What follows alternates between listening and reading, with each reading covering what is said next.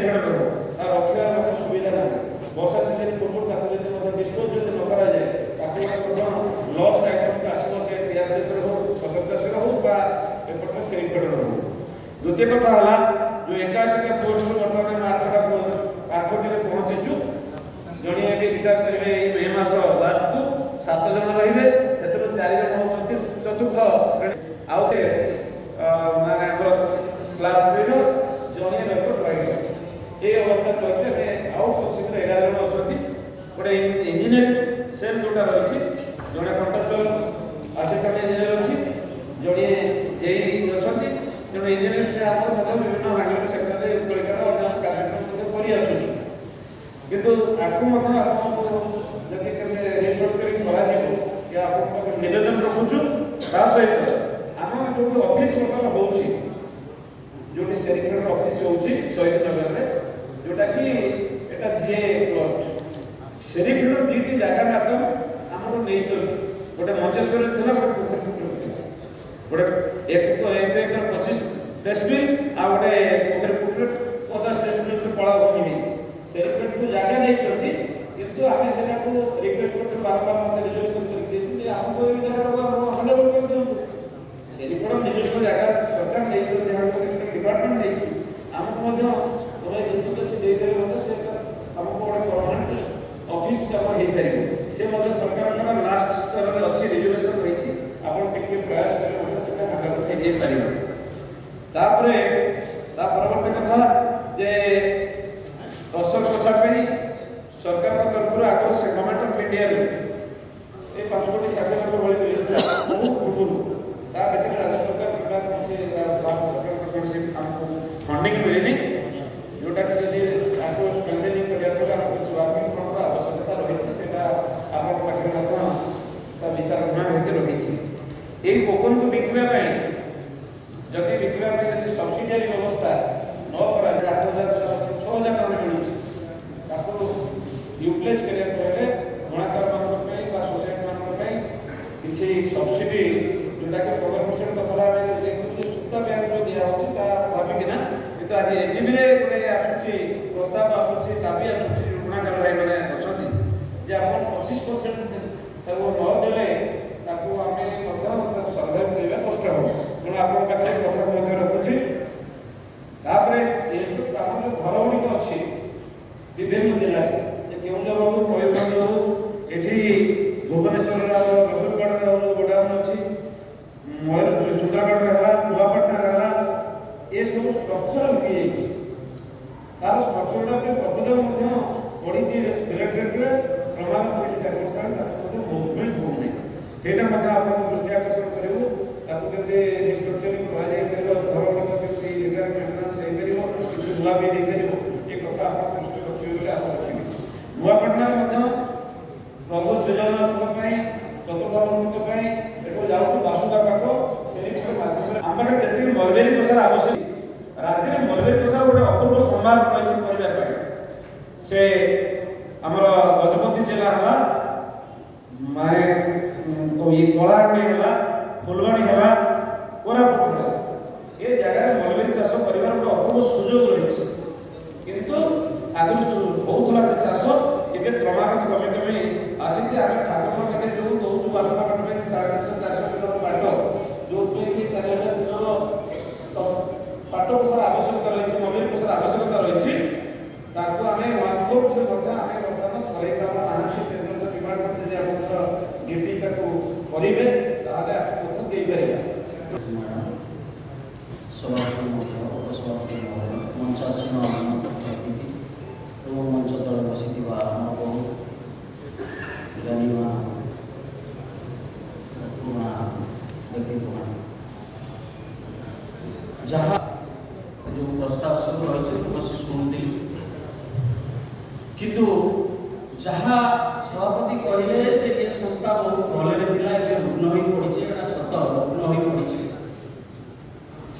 आमे तार पुनरुद्धार पे चेष्टा चलैछु संस्थार दुईटी कार्यक्रम वर्तमान अछि गोटे राज्य में जो टसर पोषा उत्पादन होछि से टसर पोषा टसर चाषी मानक ठारू किणी हमर बुनाकार भाई मान सुलभ मूल्य रे जोगाइला ସରକାରଙ୍କର ଏଥିପ୍ରତି ଯେଉଁ ନୀତିଟି ରହିଛି ଆମେ ପିଆରଟିଏସ୍ ବା ସିଆରଟିଏସ୍ ଏମଆରଟିଏସ୍ ମାଧ୍ୟମରେ ଆମେ ଓଷା କିଣୁଛୁ ଏବଂ ଆମେ ଯତ୍ କିଞ୍ଚିତ୍ ଆମର କିଛି ଲାଭ ନଥାଏ ସେରିଫେଡ୍ ଆମର ଗୁଣାକାର ପାଇବାକୁ ଦିଆଯାଉଛି। କିନ୍ତୁ ଗତ ବର୍ଷ ପୂର୍ବରୁ ଯେଉଁ ପ୍ରାଇସ୍ ରିଭିଜନ ହେଲା ତା ଦେହରେ ପ୍ରଶ୍ନ ଉଠୁଛି ଯଦି ଏକାଥରକେ ଏତେ 41% ପ୍ରାଇସ୍ ରିଭିଜନ କେମିତି ହେଲା? ଆକ୍ଚୁଆଲି ବହୁତ ଦିନ ଧରି ପ୍ରାଇସ୍ ରିଭିଜନ ହେଇନଥିଲା। ମୁଁ ତ ସେ କମିଟିରେ ନଥିଲି, ବୋଧେ ଆମ ସେରିଫେଡ୍ର ପ୍ରେସିଡେଣ୍ଟ ପ୍ରଥମ ମିଟିଂରେ ଥିଲେ। ସେଠି ଗୋଟେ ଆମର ଉଦ୍ଦେଶ୍ୟ ଥିଲା ଯେ ଏତେ କଷ୍ଟ କରି ବନ ଜଙ୍ଗଲରେ ଟସର ଚାଷ କରି ସଦାବେଳେ ପ୍ରତିକୂଳ ପରିସ୍ଥିତିରେ ରହି ସେଠି ଟସର କୋଷା ଉତ୍ପାଦନ କରି ସେ କୋଷାର ଯଦି ଉପଯୁକ୍ତ ମୂଲ୍ୟ ନ ମିଳିବ ଆମର ଟସର ଚାଷୀମାନେ ବେଉତ୍ସାହିତ ହେଇପାରନ୍ତି। ତେଣୁ ସେଥିପ୍ରତି ପ୍ରଥମରେ କିଛି ବୃଦ୍ଧି କରାଯାଇଥିଲା, ପରେ କୌଣସି କାରଣରୁ ସେମାନେ ବୋଧେ ଭାବିଲେ ସେ ଟସର କୋଷାର ମୂଲ୍ୟଟା ଠିକ୍ ନାହିଁ ତେଣୁ ଅଧିକା କରିଛନ୍ତି, ଯାହା ଆମର ଏଗେନଷ୍ଟରେ ଯିବ ଯେ ଏମାନେ ଜାଣିଛନ୍ତି ଟସର କୋଷାର ଦାମ।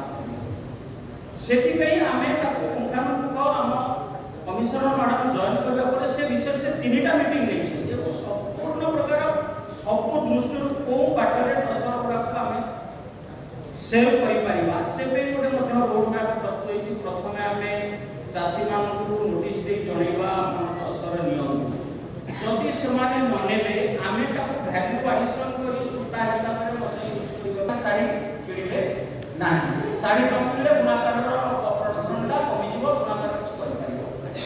ସେଥିପାଇଁ ଧ୍ୟାନ ଦେଇ ମଧ୍ୟ ଆମେ ସେ ଟସରଟାକୁ କମ୍ ଦାମରେ ଯେଉଁ ବୁଣାକାର ମାନେ କମ୍ ଦାମରେ ନେବେ ସେଥିପାଇଁ ଆମେ ସରକାରଙ୍କ ପାଖରେ ସେରିଫେଡ୍ର ଗୋଟେ ପ୍ରସ୍ତାବ ରଖୁଛୁ ଯେ ଯେଉଁ ଚାଷୀମାନେ ସେରିଫେଡ୍ରୁ ଟସର କିଣିବେ, ଯେଉଁ ବୁଣାକାର ମାନେ କିଣିବେ ତାକୁ ଯେମିତି ଏନ୍ଏଚଡିସିରୁ ସୂତାରେ 15% ରିହାତି ମିଳୁଛି ସେ ଆଟଲିଷ୍ଟ 15% ରିହାତି ଦେବା ପାଇଁ ଗୋଟେ ପ୍ରସ୍ତାବ ବିଚାରାଧୀନ ଅଛି। ସରକାର ଯଦି ସେ ପ୍ରସ୍ତାବ ଗ୍ରହଣ କରେ ଆମେ ନିଶ୍ଚୟ ବୁଣାକାରମାନଙ୍କୁ ସବସିଡିରେ କରିବୁ। କିନ୍ତୁ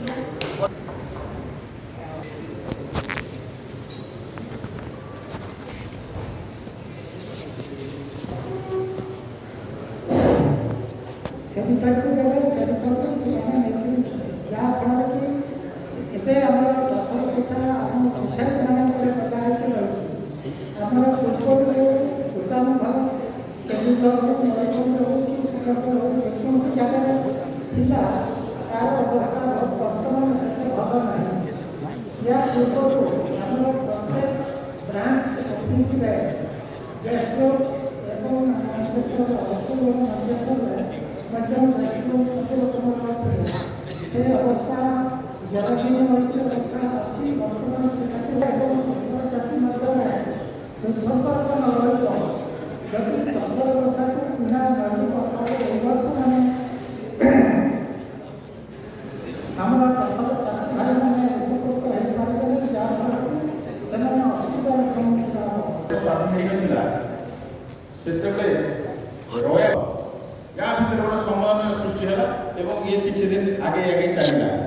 ତା ପୁଣା ହେବ ଆଉ ମାନେ ତାର ଏକ୍ସପାୟରି ଡେଟ୍ ଯେମିତି ଆସେ ଆପଣ ଗୋଟେ ପିଲା ଜନ୍ମ ହେଲା ବାର୍ଦ୍ଧକ୍ୟ ଆସିବ, ସେଠୁ ତାର ରଙ୍ଗ ପ୍ରଚଳନ ଅଚଳ ହେଇଯିବ। ଆଜି ବର୍ତ୍ତମାନ ସେରିଫେଡ୍ର ଅବସ୍ଥା ସେଇଆ ହେଇଛି। ସେରିଫେଡ୍ର ପ୍ରକୃତ ଉଦ୍ଦେଶ୍ୟ ବୁଣାକାରମାନଙ୍କ ହିତ ପାଇଁ ଏବଂ ଟସର ଚାଷୀଙ୍କ ହିତ ପାଇଁ ସେଇଟା ବର୍ତ୍ତମାନ ସାଧନ ହେଇପାରୁନି। ତାର କାରଣ ହେଉଛି ଯେଥିରେ ଆଉ ସଂସ୍ଥାରେ କେହି ଡିସିସନ୍ ନେବାକୁ ନାହାନ୍ତି। ଜଣେ ଅଛନ୍ତି ଆମର ପରିଚାଳନା ନିର୍ଦ୍ଦେଶକ, ଯାହାକୁ ସେରିଫେଡ୍ ଅଫିସରେ ଦେଖିବାକୁ ମିଳିବ। ସେଥିପାଇଁ ମୁଁ ତାଙ୍କୁ ଦୋଷ ଦେଉନି। ଏଇଟା ଆମର ବର୍ତ୍ତମାନ ଯେଉଁ ବାର୍ଦ୍ଧକ୍ୟ ଅବସ୍ଥାରେ ଯେଉଁ ଯଦି ତାକୁ ପୁନରୁଦ୍ଧାର କରାଯାଏ ତାକୁ ରିଷ୍ଟ୍ରକ୍ଚରିଂ କରିବାକୁ ପଡ଼ିବ। ଏକରେ ଷ୍ଟାଫ୍ ସମସ୍ୟା, ଦ୍ୱିତୀୟ କଥା ସମସ୍ତେ ଯଦି ଗୋଟିଏ ଜିନିଷକୁ ନୀତି ନୈତିକତାକୁ ଭୁଲି ନିଜର ଆଦର୍ଶକୁ ଭୁଲି ତାଙ୍କର ବ୍ୟକ୍ତିଗତ ସ୍ୱାର୍ଥକୁ ପ୍ରାଧାନ୍ୟ ଦେଲେ ତାହେଲେ ଯାହା ପରିସ୍ଥିତି ହେବାକୁ ତାହା ସେରିଫେଡ୍ର ମଧ୍ୟ ସେଇ ଅବସ୍ଥା ହେଇପାରିବ। କାଲି ଆସ ସେଠୁ ବାଧ୍ୟ ତାକୁ କାଲି ଆସିଲେ ସେ ଆଉ ଗୋଟେ ଚାଳ ବାହାର କରିଛି। ସେ କହୁଛି ନା ସେ ତମର ଏଇ 10 ଟଙ୍କା କାହିଁକି ମିଳିଯିବ ନା ସେ ତୁମେ ଟିକେ ପରଦିନ ଆସ। ବାଧ୍ୟ ତାକୁ କହିଲି ମୁଁ ଭାଇ 5 ଦିନ ଥର ଆସିପାରିବିନି, ଆପଣ କିଛି ଗୋଟେ ପାରିଶ୍ରମିକ ରଖନ୍ତୁ କମିଟିରେ ବୁଝିଲେ କି ସେ ମୋତେ ପଇସା ଦେଇଥାଏ। ବର୍ତ୍ତମାନ ଏଇ ଜିନିଷଟା କାହିଁକି କୋର୍ଟ ମ୍ୟାଟରରେ ବହୁତ ମାତ୍ରାରେ ଘେରିଛି, ଯୋଉଟାକି ପ୍ରକାଶରେ କହି ହେଉନି ଏବଂ ନିର୍ଦ୍ଦିଷ୍ଟ କୌଣସି ବ୍ୟକ୍ତି ବିରୁଦ୍ଧରେ କଥା କହିବେ ଯାହାଫଳରେ କି ବୁଣାକାର ତା ହାସଲ କରିପାରୁନି। ଏବେ ଟସର ଚାଷୀ ବି ପାଉନି। ଆପଣଙ୍କର ଦିନ ଥିଲା ଯେତେବେଳେ ଟସର ହାଇଲି ଡିମାଣ୍ଡ ଥିଲା, ବୁଣାକାର ଚାହୁଁଥିଲା, ସେତେବେଳେ କୋଷଟା ତାକୁ ମିଳିଲା। ସେତେବେଳେ ହେଲା କ'ଣ, ଏଇ ବିଳମ୍ବିତ ପ୍ରକ୍ରିୟାରେ ଡିସିସନ୍ ନେଲେ ନାହିଁ, ପ୍ରାଇସ୍ ଟ୍ରାନଜିସନ୍ ଫଣ୍ଡ ଯେ କମିଟି ଅଛି ତାର ପ୍ରାଇସ୍ ହାଇକ୍ କଲେ ନାହିଁ, ଯାହାଫଳରେ ଶିଳ୍ପ ହେଲା। ଯଦି ଆକୁ ହୃଦୟଙ୍ଗମ କରିପାରିବେ ତାର ପ୍ରକୃତରେ ଆଜିର এই ବୈଠକ ସଫଳ ହେବ। ନାହିଁ ତ ନାହିଁ, ବୁଣାକାର ତା ବାଟରେ ଚାଲିଯିବ, ଚାଷୀ ବି ତା ବାଟରେ ଚାଲିଯିବ। କେହି ହେଇଯାଇଛି ଗତ ସୁଯୋଗ ନିବାସୀ। ତେବେ ଆଗାମୀ ଦିନରେ କ'ଣ ହେବ, ସବୁ ଜିନିଷକୁ ନେଇ ଗୋଟେ ପ୍ରୋଜେକ୍ଟ ତିଆରି କରାଯାଏ। ଆପଣ ଯେହେତୁ ଟସର ଚାଷଟା ନିଜର ଅଛି, ତେଣୁକରି ବସ୍ତ୍ର ତା ଦେହରେ ବସ୍ତ୍ର କେମିତି ତିଆରି ହେଇପାରିବ, ସେଥିପାଇଁ କଳା କୌଶଳ ଯଦି ଆପଣ ଟେକ୍ସଟାଇଲ ଡାଇରେକ୍ଟର ଟେକ୍ସଟାଇଲ ଏକ୍ସପର୍ଟ ଅଛନ୍ତି, ନୂଆ ଜିନିଷ ତିଆରି କରିବେ, ଗୋଟେ ବ୍ରାଣ୍ଡ ନେମ୍ ବିକ୍ରି କରିବ। ଅମ୍ଳା ଗୋଟେ ବ୍ରାଣ୍ଡ ନେମ୍ ହେଇଯାଉ। ଆପଣଙ୍କର ରେମଣ୍ଡ ଆମେ କିଣୁଛନ୍ତି, ଆମେ କ'ଣ ସେଟା କାହା ସହିତ ଗୋଟେ ତୁଳନା କରୁଛନ୍ତି? ସେ ଜିନିଷ ଆମେ କିଣିପାରିବା। ମାର୍କେଟରେ ଗୋଟେ ସାବୁନ ଆମେ ଯଦି 20 ଟଙ୍କା ପାଉଛନ୍ତି, ଆଉ ସେଇ ସେମ୍ ଜିନିଷ ଆଉ ଗୋଟେ ବ୍ରାଣ୍ଡର 40 ଟଙ୍କା। ପୁରାତନ ଭିଜନ ବହୁତ କିଛି ସମସ୍ତେ ମିଶିକି ଏଇଟାକୁ ଏତେ ଦୂର ଆଣିଛନ୍ତି, ସେଇଟା ପାଇଁ ଏଠି ଆମ ସମସ୍ତଙ୍କୁ ସାଧୁବାଦ ଜଣାଇବାର କଥା। ବହୁତ କଠିନ ପରିଶ୍ରମ କୋକୁନ ଡେଭଲପମେଣ୍ଟ ପ୍ରୋସିଜର ଆଣ୍ଡ କୋକୁନରୁ ତାପରେ ୟାର୍ନ କେମିତି ଆମେ ନେଇଯାଉଛୁ, କେମିତି ଆମେ କପଡ଼ା ବୁଣୁଛୁ, ଏଇଟା ଗୋଟେ ତାପରେ ରେଶମ କପଡ଼ା କେମିତି ଆମେ ସେ କ୍ରୀଡ଼ାକୁ ବି ଦେଖିବାକୁ ପଡ଼ିବ। ଯେ କ୍ରୀଡ଼ା ଯୋଗୁଁ ଆଜି ଆମେ ସମସ୍ତେ ଏତେ ଭଲ ଲାଇଭଲିହୁଡ୍ ଆମେ ଦେଇପାରୁଛୁ। ମୁଁ ଯେବେ ଫିଲ୍ଡରେ ଯାଇଥିଲି ସୁଚିତ୍ରାରେ, ଏଇଟା ହିଁ ମୋତେ ଚାଷୀ ଭାଇମାନେ ଭଉଣୀମାନେ ସମସ୍ତେ କହିଲେ କି ସେ କ୍ରୀଡ଼ା ଅଛି, ସେ ପୋକ 50 ବର୍ଷ ଧରିକି ମାନେ ସମସ୍ତଙ୍କୁ ଜୀବିକା ଯୋଗାଇ ଦେଉଛି। ତ ନିହାତି ଭାବରେ ସେ କ୍ରୀଡ଼ା ଅଛି, ସେଇଟାକୁ ବି ଆମେ ଦେଖିବାର ଅଛି କି ସେ କ୍ରୀଡ଼ାରୁ ଆରମ୍ଭ କରିକି କୋକୁନ ସୁଦ୍ଧା, କୋକୁନରୁ ଆରମ୍ଭ କରିକି ଲୁମ୍ ସୁଦ୍ଧା ଆଣ୍ଡ ତାପରେ ମାର୍କେଟ ସୁଦ୍ଧା ଆମକୁ ଯିବାର ଅଛି। ତ ଏଇଟା କେତେ ଡିଫିକଲ୍ଟ ପ୍ରୋସେସ୍। ଆଜି ମୋର ପୂର୍ବ ବକ୍ତାମାନେ ଯାହା କହିଲେ ରେଟ୍ ଫିକ୍ସେସନ୍, ସେ ରେଟ୍ ଫିକ୍ସେସନ୍ ଯଦି ଆମେ କମାଇ ଦେବୁ ତ ଚାଷୀ ଗାଲି କରିବ, ବଢ଼ାଇ ଦେଲେ ବିମର ଗାଲି କରିବ। ତ ମାନେ ଆମେ କରିପାରୁ କ'ଣ, ସେଇଟା କେମିତି ପଚାରୁଥିଲେ। ତ ମାନେ ଏମିତି ଗୋଟେ complex situation, I don't know ମାନେ ଅନ୍ୟ କୋଉଠି ଅଛି କି, କିନ୍ତୁ ଆମ ପାଇଁ ଏଇଟା ଗୋଟେ ବଢ଼ିଆ ଅପରଚ୍ୟୁନିଟି। କିନ୍ତୁ ଆମେ ଆଉ ଗୋଟେ ଜାଗାରେ ମାର୍କ ହେଉଛୁ, କୋଉଠି ଯାଉଛନ୍ତି, ଆମେ ଟାର୍ଗେଟ୍ ଆଣ୍ଡ ଅଚିଭମେଣ୍ଟ କେବେ ବି ଡିସ୍କସ୍ କରୁଛୁ। ଅନରେବଲ୍ ୟୁନିୟନ ମିନିଷ୍ଟର ଆସିଥିଲେ, ଏଇଟା ଦୁଇଥର ଆକ୍ଚୁଆଲି ଆସିଛନ୍ତି। ମୁଁ ଏଠି ମାନେ ମୋର ବି ଖାଲି 4 months ହେଇଛି ଡିପାର୍ଟମେଣ୍ଟ ଜଏନ୍ କରିକି, କିନ୍ତୁ ଲାଷ୍ଟ 4 monthsରେ ସାର୍ ଦୁଇଥର ଆସିଛନ୍ତି। ଆଣ୍ଡ ତାଙ୍କର ଯେ ବିବରଣୀ ଥିଲା ସେଇଟା ତ ସଦାବେଳେ ସେ ଟାର୍ଗେଟ୍ କେତେ ଥିଲା ଆଣ୍ଡ ଅଚିଭମେଣ୍ଟ କେତେ ହେଇଛି ପଚାରନ୍ତି। এইবার ବି ଆମେ ଦେଖିଲୁ ଆମର ଟାର୍ଗେଟ୍ 160 ଥିଲା, 160 ଅଗେନ୍ଷ୍ଟରେ ଆମେ 130 ଅଚିଭ୍ କରିଛୁ। ତ କାହିଁକି ଆମେ ସଦାବେଳେ ମାନେ ଟାର୍ଗେଟ୍ରୁ କମ୍ ଅଚିଭ୍ କରୁଛୁ, ଜବକି ଆମ ପାଖରେ ଆକ୍ଚୁଆଲି ବହୁତ କ୍ୟାପାସିଟି ଅଛି। ନିହାତି ଭାବରେ କ୍ୟାପାସିଟି, ଫୁଲ୍ କ୍ୟାପାସିଟିକୁ ଛୁଇଁବା ପାଇଁ ଯେମିତି ମ୍ୟାନ୍ ପାୱାର ଦରକାର, ଯେମିତି ଇନଫ୍ରାଷ୍ଟ୍ରକ୍ଚର ଦରକାର, ସେଟା ବୋଧେ ସେଇ ଲେଭେଲରେ ଆମେ ନେଇଯାଇପାରୁନୁ। ସେଥିପାଇଁ ଆମେ ଏଠି ଅଚିଭମେଣ୍ଟଟା କରିପାରୁନୁ। ତ ଆମର ଯେତେ ବି ଡେସ୍କ୍ରିପସନ୍ ଅଛି, ଯେତେ ବି ଆମର डिस्कशन अच्छी सेटा target against achievement against target को स्टार्ट होगा पता ना है। सब खाली वही बोलते रही है तो इंग्लिश रे सेटा अच्छी की लैबोरेटरी अच्छी की लैबोरेटरी में कौन इंफ्रास्ट्रक्चर दरकार अच्छी तार पर प्राइस फिक्सेशन नहीं थी की प्राइस फिक्सेशन रे पर कोकुन केते अच्छी कोकुन रे पर हमर विवर को दिया नहीं थी की ए सब माने ट्रेनिंग में बहुत जटिल इंपोर्टेंट पॉइंट अछि जेटा कि हम समस्त देखुछु। क्षेत्र अछि सेरिकल्चर, आमे नियाची भाबरे एग्रीकल्चर डिपार्टमेंट साथे बहुत पूर्णपूर्ण भाबरे हम जड़ित हेबाक पड़िब। गोटे क्रॉप इन्शुरेंस साथ छाड़ी हेला एबे हमर बहुत खुशी कथा कि आमे 4टा टाइप ऑफ सेल्स आमे करूछु। 4टा टाइप तो जेते बेले भी ऑनरेबल यूनियन मिनिस्टर मोर डिस्कशन करिसथि से सदा बेले मलबरी ऊपर बहुत फोकस करथि। गतकाली सोशल मीडिया रे राष्ट्रपति युवती को देखिली सिल्क मार्क 4टा दुकान आसीछि, सेटा भितरे गोटे दुकान 2टा दुकान बुलिछि। सेमाने समस्त कहउछथि तांकर साउथ इंडिया रे मलबरी बहुत स्ट्रांग होल्ड अछि। तो आमे मलबरी खाली 7-8 जिल्ला टाइम में नहीं को एटा को एते डिटेल हम जाई नहीं कि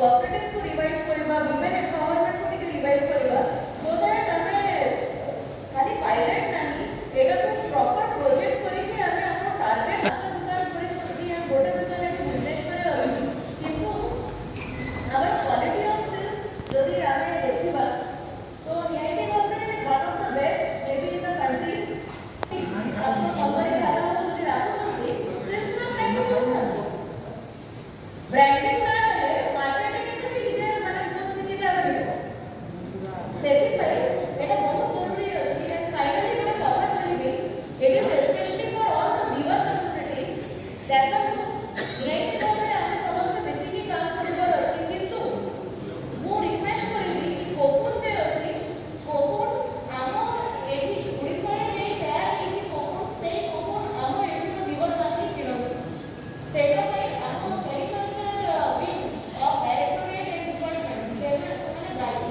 ସେଟା ପାଇଁ କେମିତି ହବ ସେଟା ଆପଣ ବୟସ୍କା ଟୁଲରେ କରନ୍ତୁ ଉତ୍ତରିକା ଟୁଲରେ କରନ୍ତୁ ଡାଇରେକ୍ଟ ଲିଭର କରନ୍ତୁ ଲିଭର କୋଅପରେଟିଭ୍ସ को डाकନ୍ତୁ କିନ୍ତୁ ଗୋଟେ ରେଜଲ୍ୟୁସନ କରାଯାଉ and ସେଲିବ୍ରେଟ ଆମେ ଡିସିଜନ ନିଅନ୍ତୁ କି ଯେଇ କୋକୁନ ଆମ ଓଡ଼ିଶାରେ ଆମେ କରୁଛୁ ସେଟା ଆମ ଲିଭର ମାନେ ନେବେ ସେଟା ପାଇଁ ଆମ ଇନ୍ସପେକ୍ଟର ଅଫ କୋଅପରେଟିଭ સોસાયટીઝ ମଧ୍ୟ ଦରକାର ପଡ଼ିଲେ ସେମାନଙ୍କର ବି ଆମେ ତାଙ୍କର ସର୍ଭିସେସ୍ ଆମେ ନେବେ ବୁଣାକାର ଦଶ ଚାଷୀ ବୁଣାକାର